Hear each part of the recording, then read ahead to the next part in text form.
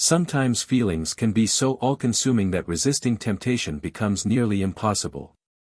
However, at times, the inability to control oneself leads down a dangerous path. Some stories, like today's, resemble a voluntary journey towards death, like a moth flying into the flame of a candle. Christina Robinson was born on August 19, 1989, in the city of South Bend, Indiana, USA. Her mother was only 18 years old at the time. The heroine of this story was the firstborn in the family. Later, she was joined by 2 more sisters and 2 brothers. Christina grew up in a large family, so it's not surprising that from a young age, she formed a vision of an ideal married life with many children. However, even during elementary school, the family began to experience problems, which gradually led to the father leaving the family. Christina strived not to repeat her parents' mistakes and create a strong family, but she faced adult life as early as her school years. She started a relationship with an older boy and became pregnant. Despite her young age, the girl decided to have the child. Her first daughter was born when Christina was only 16. The girl's father turned out to be irresponsible, so he simply abandoned his young girlfriend with a baby. Christina's mother's life unfolded in a similar scenario when Christina's father left the family. She saw how her mother dedicated her life to raising children, making every effort. Christina understood how difficult it would be for her, realizing that only through this dedication would she be able to fulfill her dreams, despite her young age. So it's not surprising that despite the difficulties, she was determined to be a good mother. And she succeeded, as noted by those close to her who saw how the girl was trying, given her young maternal age. When the heroine of this story turned 17, she met a 33-year-old man named Troy Woods. He worked at a store near her school, and the girl took the initiative and approached him.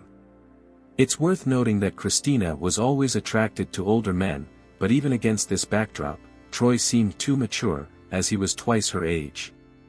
Despite the significant age difference and warnings from her mother, the young people found common ground and began to communicate. Subsequently, their relationship turned romantic. On November 14, 2007, when Christina turned 18, the couple got married. A year later, Christina became pregnant again. But on April 21, 2009, the first tragedy in the life of our heroine occurred. Her newborn daughter Lolin died. The baby was found to have abnormalities incompatible with life.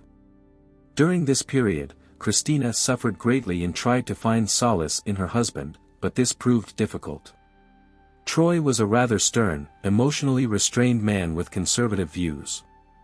Christina gave birth to 4 children with her husband, Haley, Sierra, Kiro, and Anthony. Relatives, acquaintances, and friends characterized her as a very friendly and cheerful person. She literally radiated maternal love. Troy, on the other hand, sought to keep everything under control, which met with resistance from his young wife. He wanted his wife to be constantly at home, doing household chores, but Christina, due to her young age, was not well suited for this.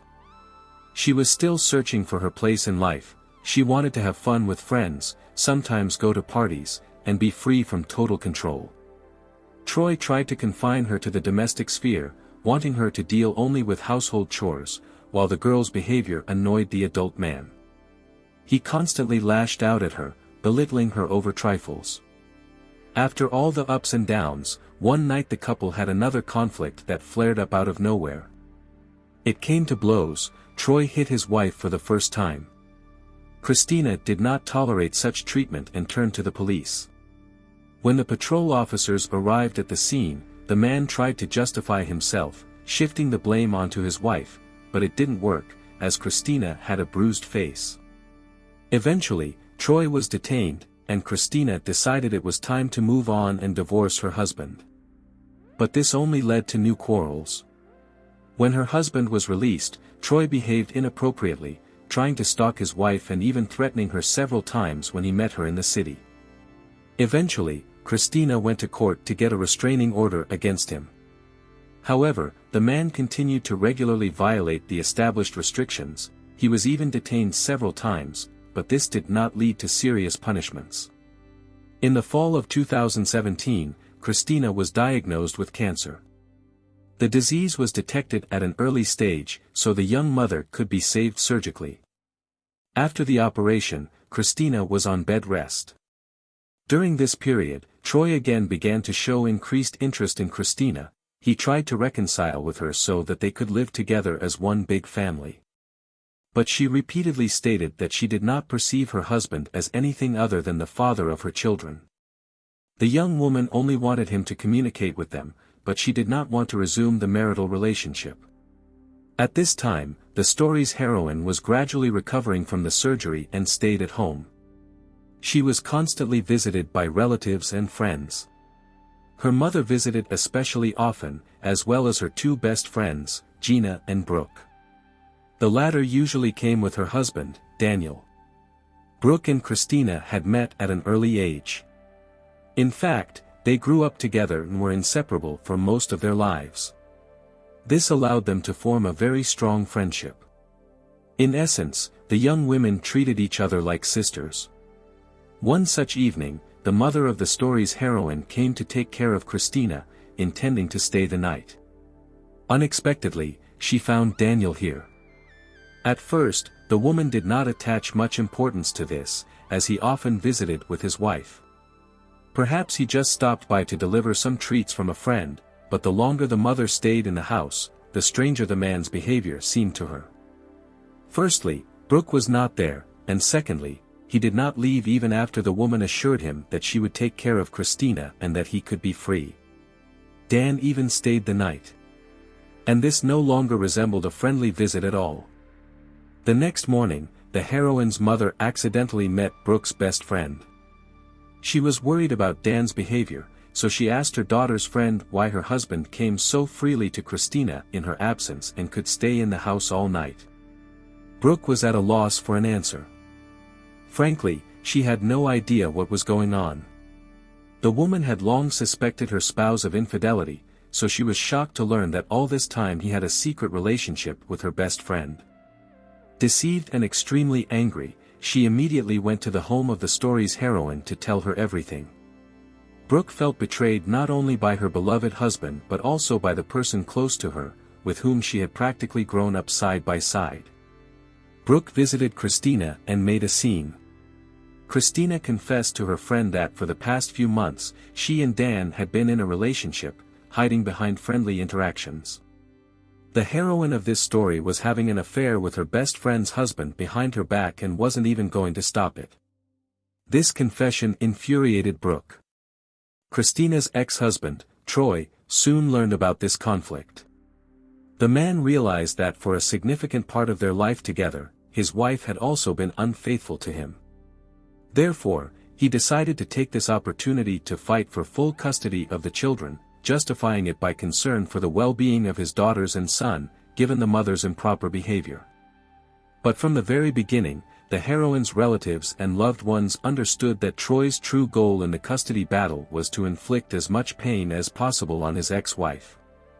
Despite the loud quarrels and revelations, Christina's affair with Daniel continued. A real love triangle formed. From the spring of 2018, the man lived either with Brooke or with Christina. He often chose one woman while he was in a fight with the other. Daniel would return as soon as troubles began with the other. Both women knew about this but for some reason put up with what was happening. Neither dared to take the first step to break this unhealthy bond. Of course, this only provoked even greater conflicts. The friends finally fell out. Quarrels constantly flared up between them, it even came to fights. In May 2018, Dan and Christina were spending time together again. The woman insisted that he stay with her and leave Brooke. By that point, this topic had already begun to really get on the man's nerves. Another quarrel arose, which turned into physical and so brutal that Christina ended up in the hospital with a mild concussion. But even after that, she did not end the relationship. Apparently, continuing to hope for a reunion with her friend's husband, the situation reached a critical point, which led to a swift tragedy. During the same period, she constantly communicated with her ex-husband Troy, who tried in every possible way to win full custody of the children. Christina smoothed out the rough edges, and it seemed that he was behaving adequately. In early June 2018, they went to an amusement park together with the children. There they wanted to ride the rides. Against the backdrop of disagreements with Dan and her best friend, relations with her ex-husband had noticeably improved, although he did not abandon the idea of gaining more custody rights over the children. Christina was even glad to be spending time with Troy. It helped her take her mind off the love triangle and devote time to her children and co-parenting. On June 9, 2018, 28-year-old Christina went to meet with a potential employer. It was another job interview, which she had high hopes for. The woman was eager to get a job and stabilize her financial situation. She still largely depended on alimony from her ex-husband and help from relatives, but realized that this could not go on forever. She needed to work, become more independent, and build her own career, which would allow her and the children to stand firmly on their feet. After the interview, Christina called her mother with the good news, informing her that she had passed the selection process and got the job. She was on her way and promised to call again a little later when she got home. The story's heroine wanted to discuss the meeting with her mother and sister, as she was going to celebrate her employment. There would be enough time to cover just 15 to 20 minutes by car. The mother was very happy for her daughter and eagerly awaited the call, but even after an hour, there was no word from Christina. The woman became worried and thought that her daughter must have been distracted by some business. She just forgot to call, although it was unlike her. So she decided to dial her daughter's number herself. To her surprise, no one answered. Then the mother began to write text messages, trying to get in touch through messengers, but Christina stubbornly ignored all attempts at contact. The mother continued to call her throughout the day. Finally, in the evening, she decided to contact the police, but they told her that not enough time had passed to consider the person missing. It was an adult woman who could dispose of her time at her own discretion and not report to her mother. The police advised waiting a day, so the mother went to her daughter's home to make sure that everything was all right with Christina. But she found no signs of her daughter's presence. It seemed as if she had not reached home at all. The children were nowhere to be seen either. It turned out that all this time they were with their father, Troy. It was all very worrying. But the woman decided to wait until morning, hoping that the situation would soon become clear. The next day, the mother again could not reach her daughter by phone, so she went to the police and filed a missing persons report. This time, the statement was accepted without further questions. The case turned out to be really serious, as it involved a responsible person, a mother of 4 children, who had to be constantly in touch and take care of her little ones. Until then, nothing like this had ever happened, so the mother was very worried. This was not at all like Christina, especially given her quick start at work and an important meeting scheduled for the next few days. The strangest fact was that a court hearing was scheduled for June 12, 2018, at which a final decision was to be made on which biological parent would receive custody. However, the missing woman never showed up. The heroine's mother went to this hearing because she wanted to support her daughter. To her great regret, Troy came to the courthouse alone. He spoke with Christina's mother but had no idea what was going on. This completely threw the woman off balance. She understood that under no circumstances would her daughter miss such an important event. Christina had hoped to retain custody, but her absence at the hearing cast doubt on everything. On the same day, Troy received a strange message from Christina. She wrote that she was in trouble, needed help, and asked him to pick her up. The man would have told the missing woman's mother. She became alarmed and waited for details on what to do next, but instead, 2 hours later, Troy received another message. Christina wrote that she was fine and that there was no need to tell her mother about it. At that moment, her loved ones became completely convinced that something bad had happened to Christina. The police were already actively conducting a search and rescue operation and also hoped that the missing woman would appear in court. Now the suspicions and beliefs that she had become a victim of some crime were only confirmed. no traces of the woman could be found. Law enforcement officials began to delve deeper into the complicated story of Christina's life and relationships. From the very beginning, the ex-husband was the main suspect, as they had a long history of strained relations and even threats. A serious dispute over custody and a strong motive to get rid of the ex-wife. But despite this, he was one of the few who cooperated with the investigation at that time. Neither Christina's former best friend Brooke nor her husband Daniel showed any interest in finding Christina. The police had serious suspicions about this couple as well. Eventually, it was possible to prove that Troy was not involved. The man had an alibi, which was confirmed by several people. At the time of Christina's disappearance, he was with the children and was in public the whole time. Moreover, he really seemed concerned about the situation with his ex-wife, despite their differences. Troy did not want the children to be left without a mother. He sought full custody more because Christina's life at that time resembled chaos. Therefore, he wanted to protect the children from such a disorderly existence. It seemed that Christina did not lose hope of taking her friend Brooke's husband away, despite resistance from both of them. The family of her lover, Dan Lolin, owned a small house in St. Louis County, Minnesota. Investigators checked the data from the heroine's mobile phone. And it turned out that this house was the last place where the missing woman's phone was tracked. Interestingly, this happened a very long time ago. For the past 5 years, the house had been abandoned, although people rarely visited it to maintain the property in proper condition. The detectives went to this place to check if there were any traces of Christina in the area. Around the house, everything looked as it should for an abandoned dwelling, but as soon as the officers looked in the windows, they immediately had alarming suspicions.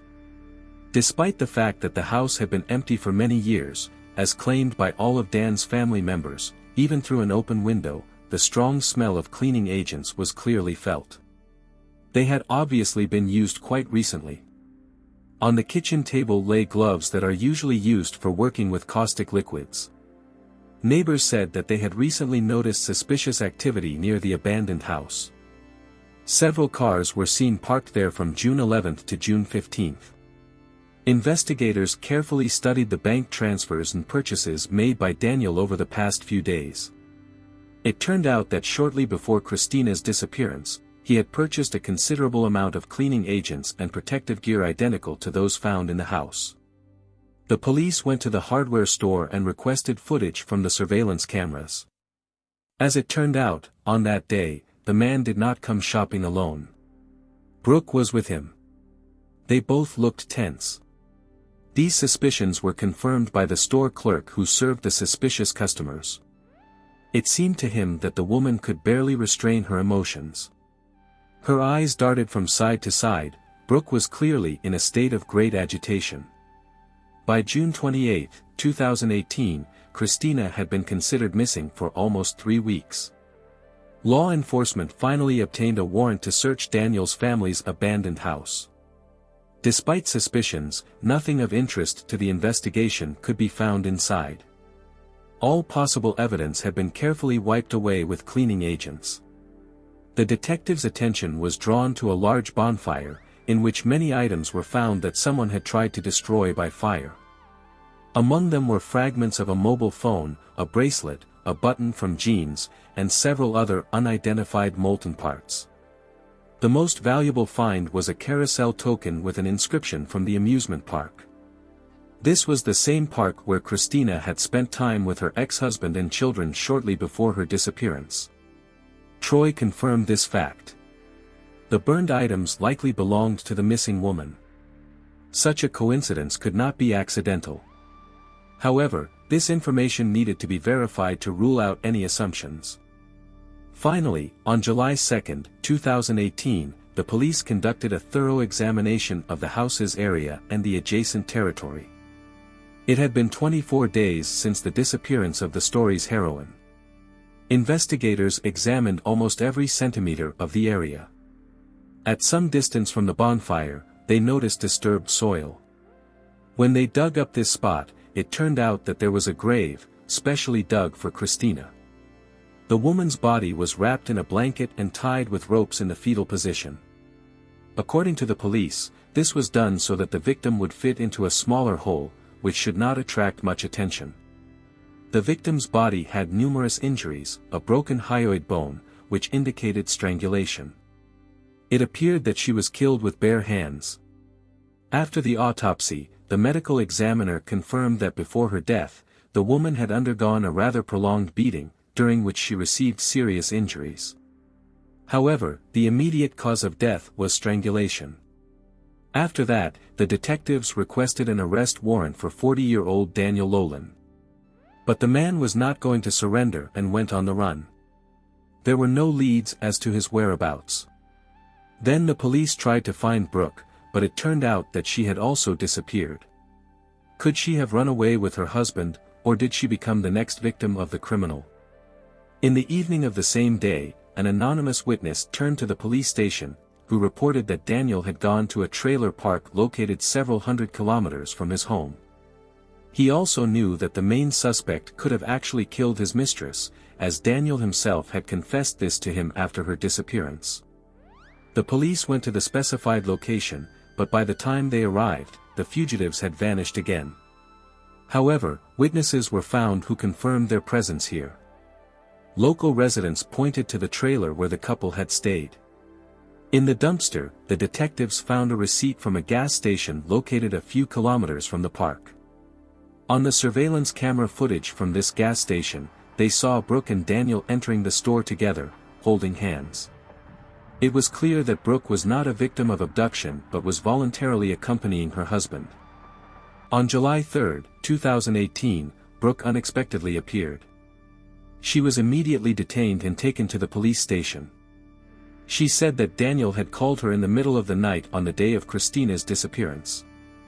The man asked his wife to bring tools and some things from home, claiming that the basement of their family farm was flooded, and he had to go there urgently to fix everything.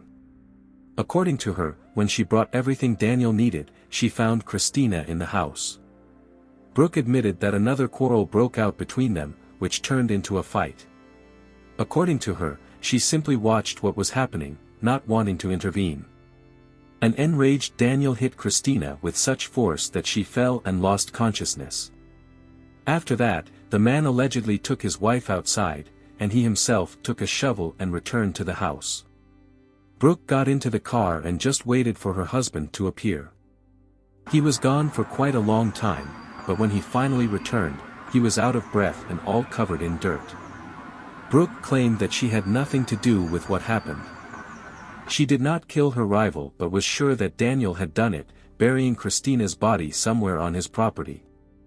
The woman could not name the exact location, assuring that she did not participate in the process at all and saw nothing. Brooke stated that she did not know where Daniel was now, as they had not seen each other since.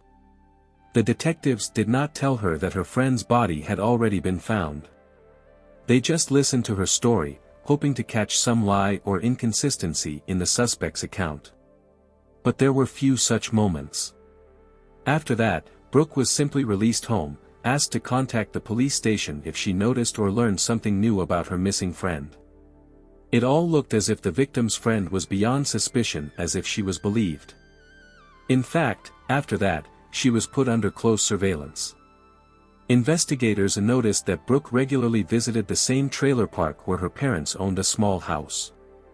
Earlier, Brooke claimed that she did not know where Daniel was, but they were seen together on footage from surveillance cameras at a gas station. This meant that they had fled together, although they may have later parted ways. The detectives decided to check the suspect's words. When she came to the trailer park again, they were already waiting for her there. Investigators followed Brooke into the trailer, where Daniel was. Both immediately refused to cooperate with the police and demanded a lawyer. They did not resist, so the suspects were arrested. The most questions were raised by Brooke's probable involvement in the murder. Traces of Daniel were found on Christina's body, but this did not mean that he had acted alone. The wife could also have beaten the victim, helped get rid of the body, and thoroughly cleaned up the crime scene. Everything was so thoroughly cleaned that no evidence could be found. According to Brooke, Christina's relationship with Daniel was not going the way she would have liked. He regularly beat his mistress, but she forgave him time after time because of her strong feelings. Christina had repeatedly confessed this to her family members. Because of her deep feelings, she did not dare to end this relationship. The woman simply hoped that now that she had become financially independent, she would soon resolve the problems with her husband and be able to establish a relationship with Daniel. But these dreams were not meant to come true. It all ended in murder. Both suspects were interrogated, but no one could be broken. Brooke insisted that Christina herself had provoked the aggression, as always happened, so the man could not restrain himself. Dan simply refused to cooperate with the investigation. His lawyer argued that the prosecutor's office did not have sufficient grounds to bring charges but was mistaken. The real reason why Christina was killed remained a mystery. Her former best friend insisted on her innocence. The defense did have a good chance of fighting for the suspect's freedom. 40-year-old Dan was held in custody with $1 million bail, which he never managed to post, so he remained behind bars. The detectives did not have sufficient grounds to charge them with premeditated murder, which would have allowed Daniel to avoid punishment. The police offered cooperation with the investigation. Daniel agreed to plead guilty to murder committed in the heat of passion, for which the maximum term of imprisonment was 40 years. As a result of the plea deal, the criminal received 16 years in prison. 28-year-old Brooke pleaded guilty to concealing a crime, which also allowed her to avoid a jury trial. To the surprise of Christina's mother and all those who cared about the heroine's fate, she received only 1 year in prison. In fact, the woman admitted that she had watched the reprisal against her best friend and had not helped her. However, the prosecutor's office never obtained sufficient evidence to consider her directly involved in the crime itself. After serving her sentence, Brooke continued to maintain a relationship with Daniel. Christina's family was shocked by this court decision. Even the deceased's ex-husband, Troy, spoke extremely negatively about the leniency of the sentence. But the relatives never managed to get the court decision reviewed. Everyone was forced to come to terms with what had happened, despite the fact that 4 children were left without a mother. Christina's eldest daughter, Haley, who was 15 at the time, stayed to live with her maternal grandmother, while the other 3 children moved in with their father. In her interview after the trial, the mother of the deceased stated that she did not want her daughter to be remembered as a victim of a crime or. After all, first and foremost, she was a wonderful mother, daughter, and sister. The woman fought for a long time to have the court decision reviewed and the punishment for the perpetrators increased, but this never yielded results. I look forward to hearing your thoughts in the comments. Don't forget to subscribe to the channel and hit the like button. Until next time, friends.